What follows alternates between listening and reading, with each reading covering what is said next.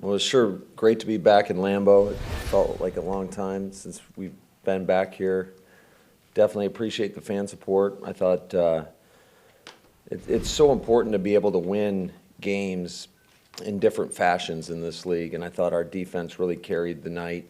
Definitely did some good things on special teams and on offense, but anytime that you hold an opponent to 0 points, especially one led by a quarterback of that caliber, I think that's a pretty good night. So was really proud of just the effort, the execution, and I know we got another tough game next week against a North opponent in Minnesota, and so we will flip the script here shortly and move on to the Vikings. Matt, how serious is Aaron Jones' injury, and how confident are you AJ can handle that workload going forward? Yeah, I don't have any updates on Aaron, but AJ did a great job tonight. He was running hard.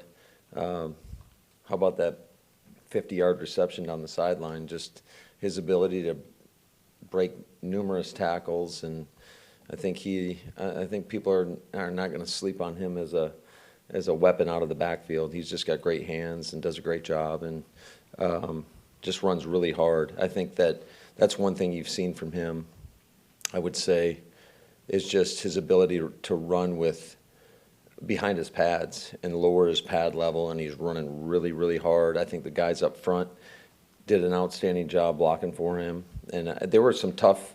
I mean, we grinded out some tough gains, but we knew that going in, especially when they play their single safety defense. They're tough to run against, and you got a guy like Jamal Adams in there that is triggering all the time, and but I was really proud of his effort and how far he's come.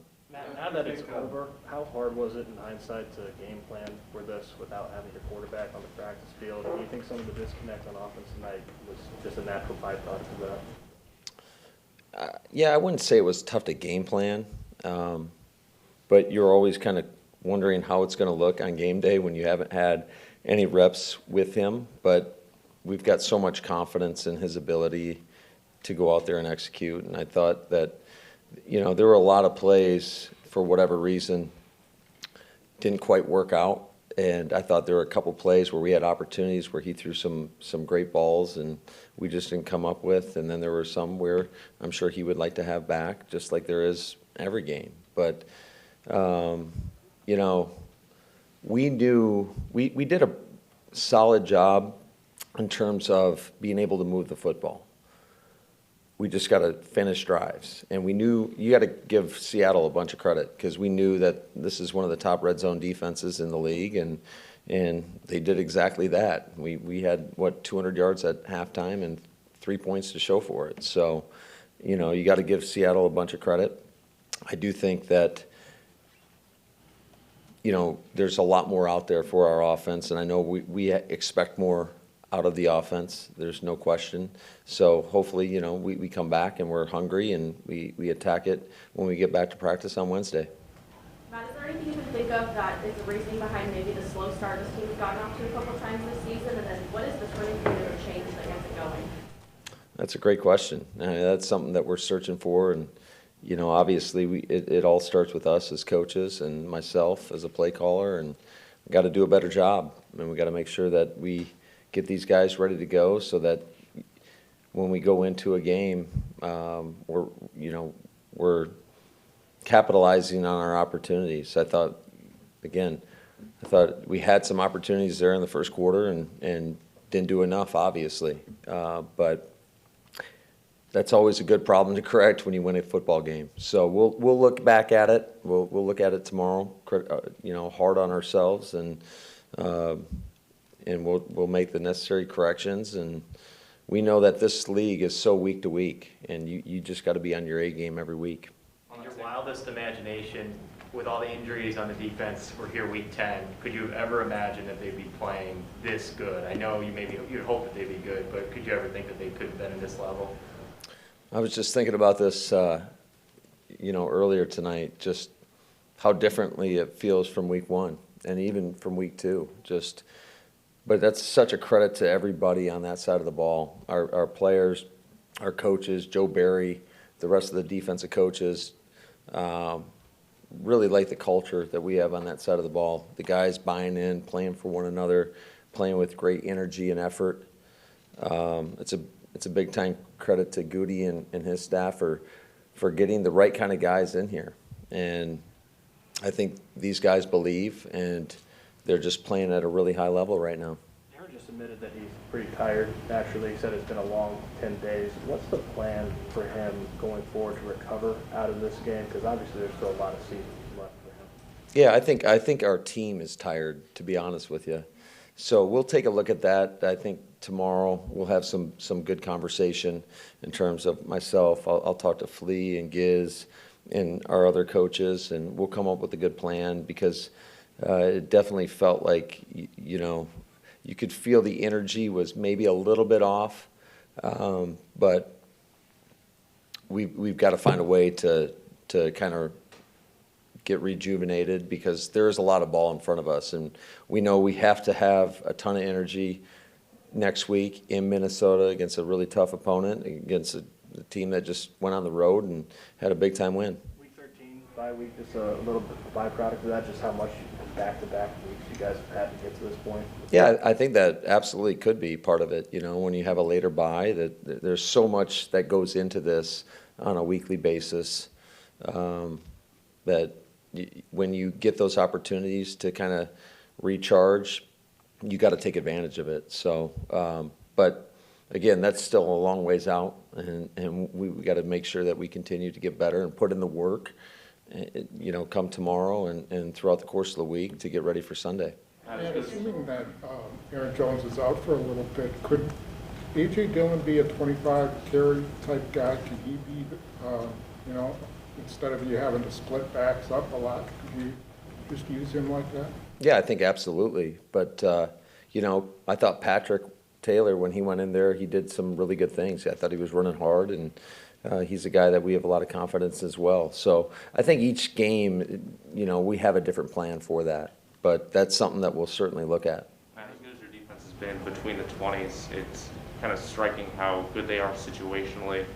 Has that surprised you? What have you seen from this unit as far as those quick change situations, and especially in the red zone? Yeah, because I know there was a lot made out of the red zone early on by many of you in here. But we know, hey, listen, it's one game, right? So you got to come back.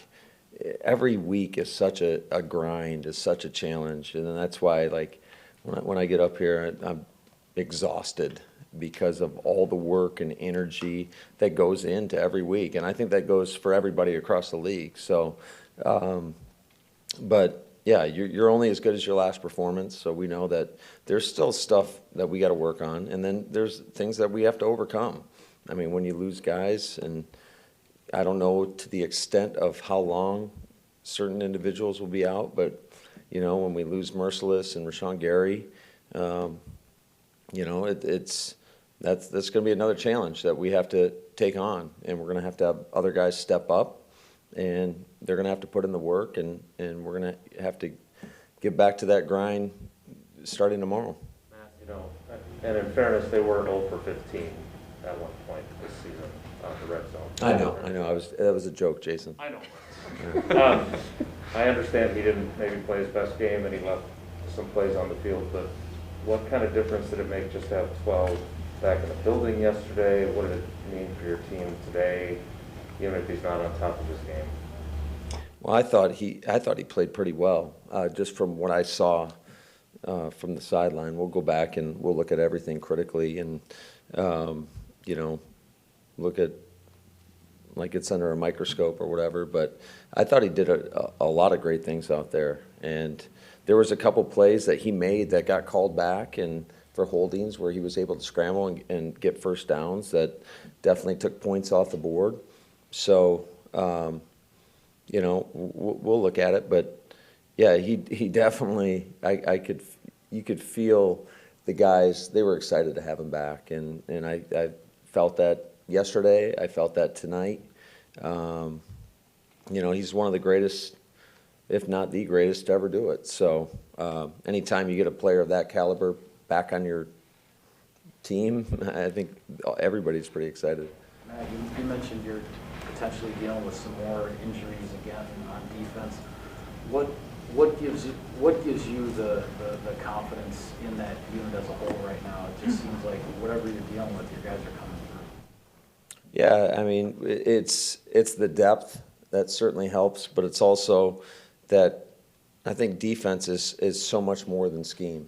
I do think that's a part of it, no doubt about it, and I think our coaches have done a great job, but it's everybody buying in, owning their role, doing their 1/11th, and those guys have done that, and that's a credit to the men in that room and the way they prepare, and it seems like when, we do lose somebody's right there to step up and plug that hole. I think Goody's done a great job of bringing in people to be able to step in and just so there's not a drop off, and that's what you always talk about, right? And sometimes it can be a little bit of coach talk. There's no doubt, but that is the expectation. That's the standard, and nobody really cares at the end of the day, like how you get it done or who's in there.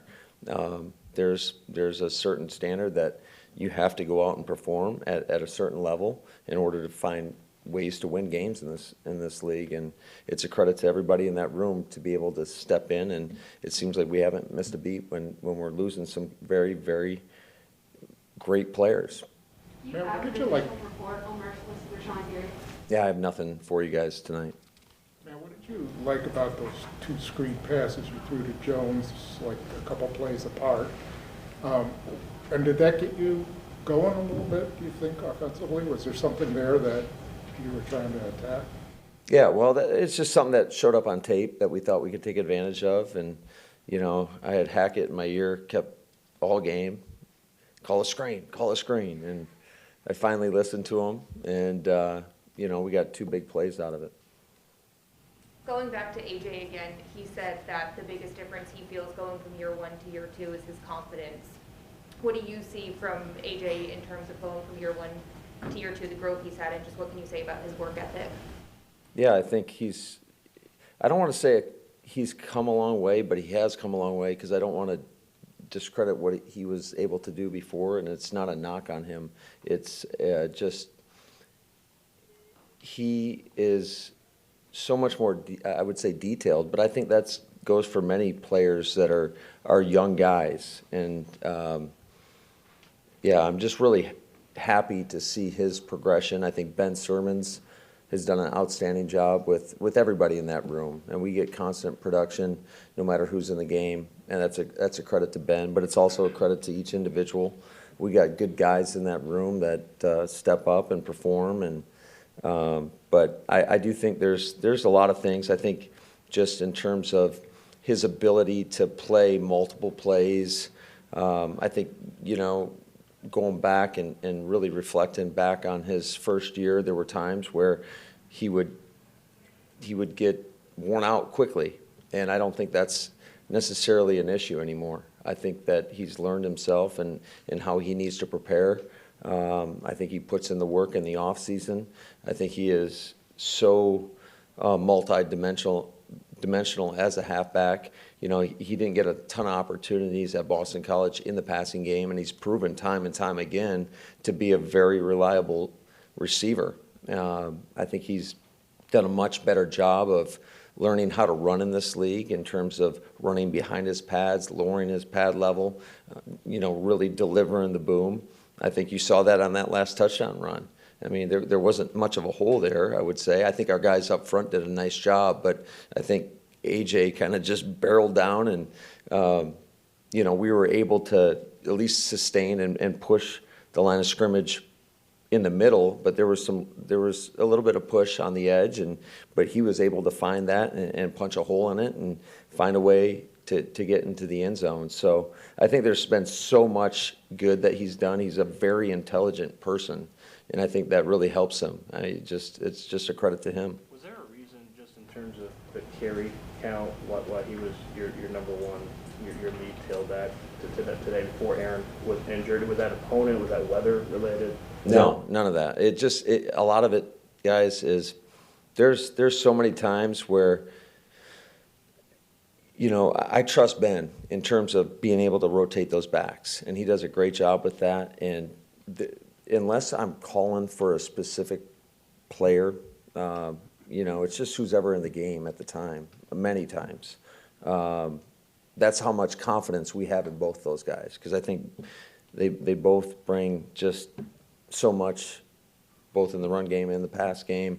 I don't think that it just is a byproduct of whoever's in the game at sometimes. And sometimes there's runs called and we throw the run solution because we have a certain look, and certainly we want Aaron to take advantage of those looks and spit the ball out to Devontae Adams, and because he's pretty good with the ball in his hands too. So, but yeah, I just think it was just kind of how it transpired tonight. Matt, I think that a little bit chippy on that last drive, DK getting ejected, everything like that. I mean, what does it say about your guys to kind of, I know there was a little chirping back and forth, but for the most part, they kind of stayed above all that, especially, when another team's trying to pick a fight. What does it say about kind of the character of those guys and how much they are having that kind of winning mentality? Yeah, no doubt. I think you got to give Henry Black a lot of credit right there. It's not easy to sit there and take that when you're getting your face mask grabbed. And from what I was told, it happened to multiple guys. So, I couldn't really see exactly what was going on. I saw what happened to Henry. For him not to retaliate, I was really proud of him. It does speak to the character of the men that we have in this locker room. I think just that is something we talked about going into the game, that this could happen. And we showed some clips, and credit to the guys that, they take that to heart, they take that coaching, and they're able to keep their composure. And I know we got flagged for, a taunting or whatever, and we talked about that a little bit. I said, thank God it wasn't a one-possession game, because, that's an offsetting penalty when you have 2 penalties on one team and only 1 on us, but it's offsetting. So our guys got to be mindful of that when they're in that situation. 2 more, please. It seems like forever ago, but the last time you played at home, your quarterback didn't like his hotel bed. Did you alter your sleeping arrangements for the team or no? No, we did not. We did not. And I know you guys have players you trust in the backfield, but Aaron Jones is one of the most dynamic running backs players in the NFL. If he is out for an extended period, how does that change, or would that change the options that you have offensively? Yeah, that's a big blow. It's hard to replace a guy like that, and just everything he brings to this football team, just on a daily basis. Just watching him out at practice, the effort that he plays with. I mean, here's a guy that is just, he's always the same. He's super consistent in his approach, his work ethic, his attitude, his energy. And, you miss that when somebody's not in the lineup. But, other guys are going to have to step up, and we're going to have to do a great job as a staff of making sure that we supplement that in a different area, whatever that may be, whether it's throwing the football. And we've got to find ways to still produce without him. All right, let's go to Zoom. Sarah, go ahead. Yep, just one. Go ahead, Aaron Nagler. Coach, when you made the hire of Joe Barry, I guess you could classify the reaction outside the building as less than enthusiastic. At this point in the season, is this what you envision? Has he kind of gotten past your expectations? And are you ready to say, I told you to put a roll on? No, I'd never do that, Aaron. We know that it's so week to week in this league, and you can never relax. You can never take a deep breath and feel like you've ever arrived, because as soon as you do that, you're going to go out the next week and just get your butt whipped. So we know you have to earn it every day. And I think that's the mentality that he brings to this football team, to our defense. I think he does a great job of including our other assistants, not only in the game planning process, but allowing them to coach their guys. And we got so many great coaches on the defensive staff that, we feel very fortunate to have all these great men. And I think that it just speaks to Joe's leadership. And that's really what I was looking for when we hired him, is just a guy to come in and make it very inclusive and,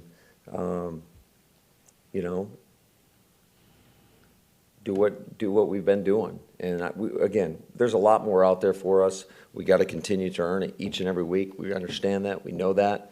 But I love that mentality about him.